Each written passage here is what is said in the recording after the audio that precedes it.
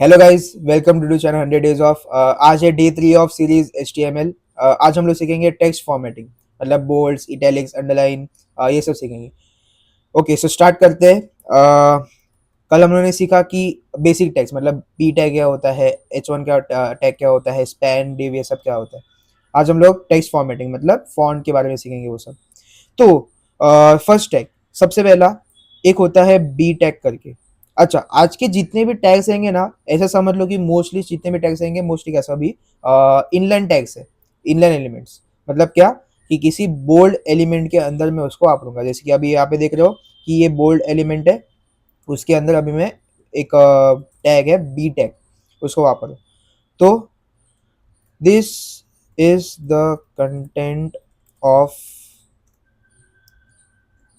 P tag. तो अभी मैंने क्या कर दिया, यहाँ पे this is the content of P tag, यहाँ पे मैंने लिखा, और यहाँ पे मैंने पी टैग लिखा, और यहाँ पे मैंने बोल्ड, इसको हम लोग बोलते हैं बोल्ड, बोल्ड टैग। बोल्ड का मतलब आप समझ सकते हो कि वो थिकनेस बढ़ा देता है, जो फॉन्ट है उसका वो थिकनेस बढ़ा देता है, जैसे वर्ड डॉक्यूमेंट में देता है। तो एक बोल्ड हो गया, दूसरा यहाँ पे हो गया, एक मिनट, ओके, सो दूसरा यहाँ पे हो गया इटैलिक्स, और यहाँ पे तीसरा हो गया अंडरलाइन। ओके, सो यहाँ पे अगर मैं देख रहा हूँ तो this is the content of B tag, यहाँ पे ऐसे में दिख रहा है this is the content of P tag, this is the content of P tag. Bold में, इटैलिक्स में, ये बोल्ड हो गया, ये इटैलिक्स हो गया, और ये अंडरलाइन हो गया। सिंपल। लेकिन अभी और थोड़ा डीप जाते हैं। डीप मतलब कितना डीप कि HTML इसको रीड कैसे करेगा। समझो अगर मैं ये, अगर यहाँ पे समझो मैं एक HTML कंपाइल हो या फिर एक ब्राउजर, मैं देखूंगा यहाँ पे डॉट टाइप HTML। ओके, सो हम लोग को स्टैंडर्ड वापरना है HTML लैंग्वेज EN। अच्छा, ये लैंग्वेज EN का मतलब रहता है इंग्लिश। यहाँ पे समझो मैं अगर यहाँ पे हिंदी लिखता हूँ तो हिंदी के लिए HI लिए देखूंगा, हाँ, मेटा वेटा वो सब देखूंगा, टाइटल देखूंगा क्या है, बॉडी। भी बॉडी में जैसे मैं आया, यहाँ पे देखूंगा पी टैग वापरा, मतलब कोई तो कंटेंट वापरा है, यहाँ पे कोई तो टेक्स्ट रहेगा। देखूंगा this is the content of B P tag. मैं ये देखूंगा कि ये बोल्ड है, बस इतना ही देखूंगा कि ये जो टेक्स्ट है वो बोल्ड है। मैं ये देखूंगा सिर्फ कि ये क्या है, आई है, मतलब क्या, इटैलिक्स में।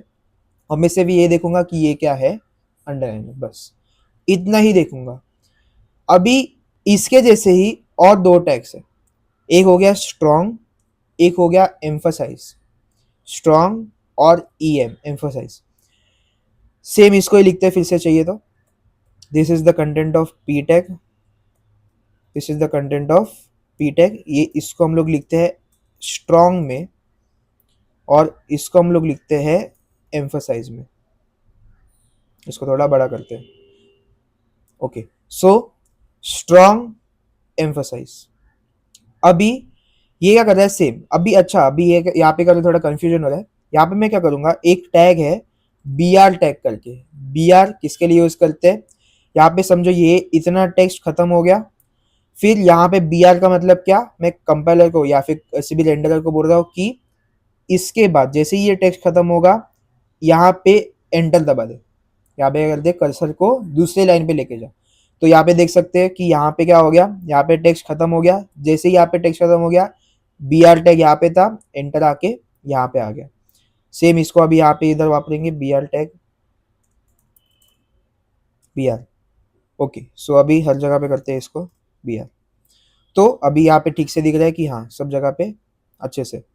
अभी यहाँ पे क्या किया हम लोग ने कि बी टैग वापरा है, आई टैग वापरा है, यू टैग वापरा है, और यहाँ पे क्या किया है, स्ट्रॉन्ग किया, स्ट्रॉन्ग टैग वापरा है, और EM टैग वापरा है। EM मतलब एम्फोसाइज टैग। यहाँ पे VS कोड में एक और अच्छा खास मतलब अच्छा फीचर है कि यहाँ पे हवर करते हैं ना किसी भी टैग के ऊपर, तो वो डेफिनेशन देता है उसका। देख सकते हो आप कि the strong element represent strong importance, seriousness और अर्जेंसी ऑफ इस कंटेंट। बी टैग का मतलब क्या कि वो सिर्फ टेक्स्ट को सिंपली बोल्ड कर रहा है। और स्ट्रॉन्ग का मतलब क्या, अभी ये बी और स्ट्रॉन्ग दिख सेम रहे, लेकिन ब्राउजर को इंटरप्रिटेशन, मतलब जो ब्राउजर को बताने का तरीका अलग है।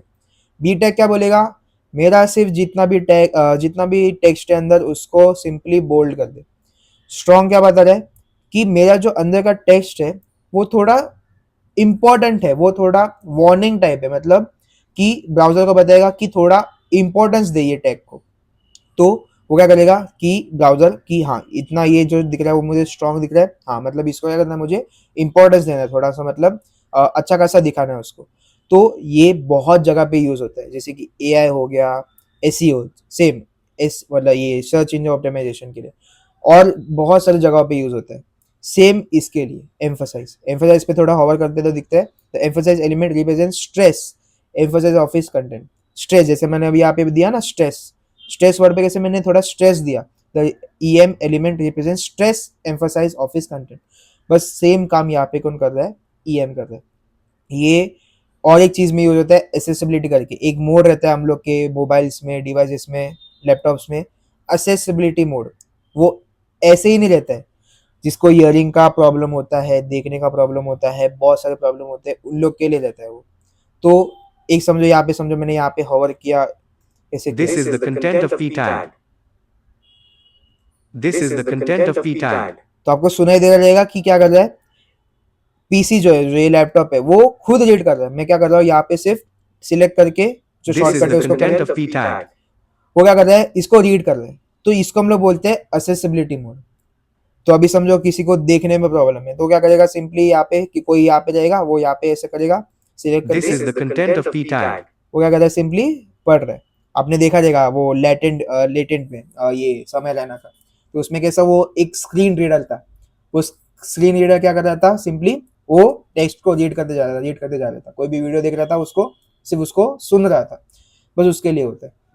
तो ये जो स्ट्रॉन्ग है एम्फोसाइज है वो एसेसिबिलिटी में भी बहुत अच्छा खासा यूज करते हैं। तो ओके, सो रिकमेंडेशन ये है कि बी टैग आई टैग के जगह पे हम लोग वापरे स्ट्रॉन्ग ईएम। तो थोड़ा ब्राउजर को हेल्प मिलता है कि ये जो इसके अंदर का जो इतना भी टेक्स्ट रहेगा वो क्या रहेगा, थोड़ा इंपॉर्टेंट रहेगा, उसको हम लोग थोड़ा अच्छा खासा इंपॉर्टेंस या फिर स्ट्रेस देंगे। अच्छा, अभी एक और टैग सीखते हैं, this is the content for mark tag. अभी एक और मार्क टैग करके एक है, तो इसकी इधर पहले बी आर डाल देते हैं एक। तो अभी मार्क टैग क्या होता है, मार्क, यहाँ पे मार्क टैग। अभी ये मार्क टैग क्या कर रहा है, सिंपली टेक्स्ट क्या कर रहा है, हाईलाइट कर रहा है। सिंपली क्या कर रहा है, वो टेक्स्ट को हाईलाइट कर रहा है, जैसे हम लोग हाईलाइटर वापरते हैं वैसे। ओके, सो नेक्स्ट टैग पे आते हैं, जिसको हम लोग कोड बोलते हैं। दिस इज, यहाँ पे बी आर डालते हैं पहले, B R, this is the content of code tag. तो यहाँ पे मैंने समझो this is the content of code tag, तो यहाँ पे सिंपली मैं कोड टैग वापर रहा हूँ। Okay, so next element, next tag, this is the content of code tag.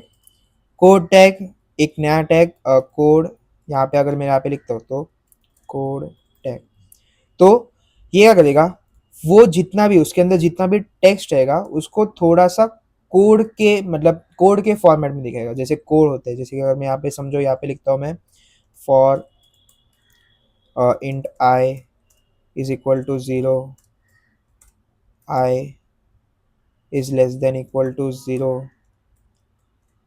I plus plus, मतलब मैंने कुछ भी लिखा है लेकिन बताने के लिए सिर्फ। तो ये क्या कर रहा है, सिंपली जो मैंने कोड लिखा उसको थोड़ा सा कोड के लैंग्वेज में, मतलब कोड के फॉर्मेटिंग में दिखा रहा है। ये कैसा है, ये इसको हम लोग बोलते हैं टाइम्स न्यू रोमन।